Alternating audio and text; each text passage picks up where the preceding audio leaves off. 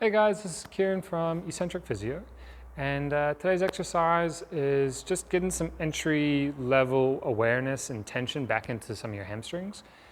Today's exercise is going to help us learn how to bias either the outside ones, which is that biceps femoris, or the inside ones, which is our semis, tendinosus and membranosus.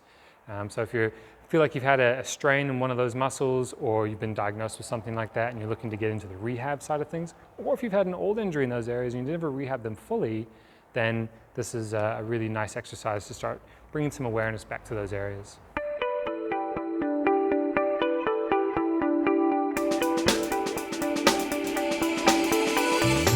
So when we're talking about hamstring muscles, we need to consider that in this case right now, we're talking about the true hamstring muscles which cross both the hip and the knee. And what we have on the outside of our thigh out here is our biceps femoris, the long head, which crosses the hip and the knee. And then we have on the inside our semimembranosus and tendinosus, which also cross the hip and the knee.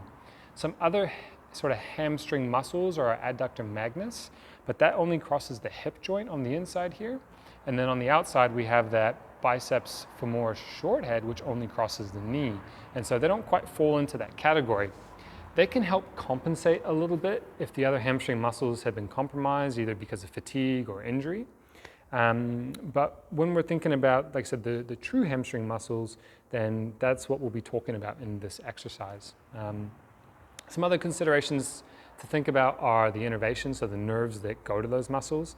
And for those true hamstring muscles, they all share the common sciatic nerve, whereas the other muscles we talked about have some from there, but it's more of a split off, and we won't get into that right now though. So what do these muscles do? They extend the hip, they flex the knee. What do they do differently though? The inside ones internally rotate the tibia. So this tibia is this bone down here on the inside. It turns it in, that's these semis ones here, and then the biceps femoris long head turns it out. So when we do our bridge exercise, we need to bias that tibial rotation to bias which muscle we're going for. Are both going to still be working? Yes, but we can bias the other one a bit more because of the rotation, because that's what that muscle does, right? So what it looks like is a regular old bridge. Because it's hamstring and the fibers are longitudinal, I need to be set up with my knee in line with my hip. The glute max would require more abduction and external rotation, and that's a different exercise that we have a video for, but the hamstring one is straight down here.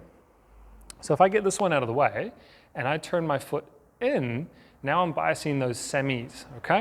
And I'm gonna lift up and down.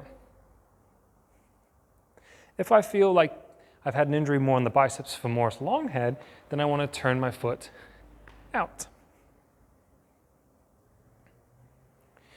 And so you're just going to find, if you're not sure which one it is for you, do the rotation in, do about 10 to 20 reps, see if you can do that, or if you fatigue. And if it feels okay, do the other way, externally rotate the tibia and do the lateral hamstring. I hear that biceps femoris. And again, see if you fatigue or if it's easy. And if one of them are tough, then you know that, oh, okay, I'll train that one. Once you get past this stuff though, and there's a bit of sort of normalization between them and they get a bit more even, then move on to an elevated one where your foot's raised on a bench, which we have another video for. And that's a really good sort of one of those exercises which, along with the Nordic, has one of the higher levels of activation for these muscles. So really important after hamstring injury for return to sport. Ultimately though, these exercises aren't going to beat sprinting, which is kind of shown to be the best thing for strengthening hamstrings, ironically. The trouble is I think people go back to it too soon and the load is too much.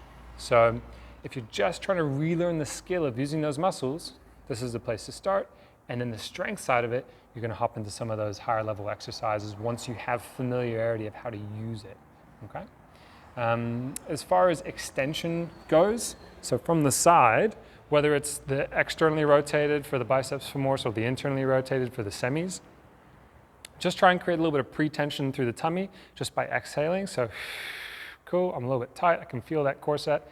And just see if you can breathe behind that shield and keep that tightness as you go up and down. If I were to go any higher than this, then I would lose some of that tightness. And so I'd be sort of trying to create hip extension while losing torso integrity. And there's a time and a place for that, but if you can get more of that and less of without it, then you're gonna be a little bit better off.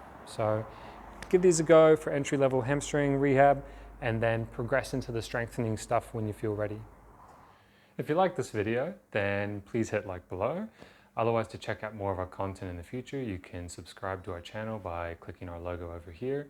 And to check out our latest video, click up here.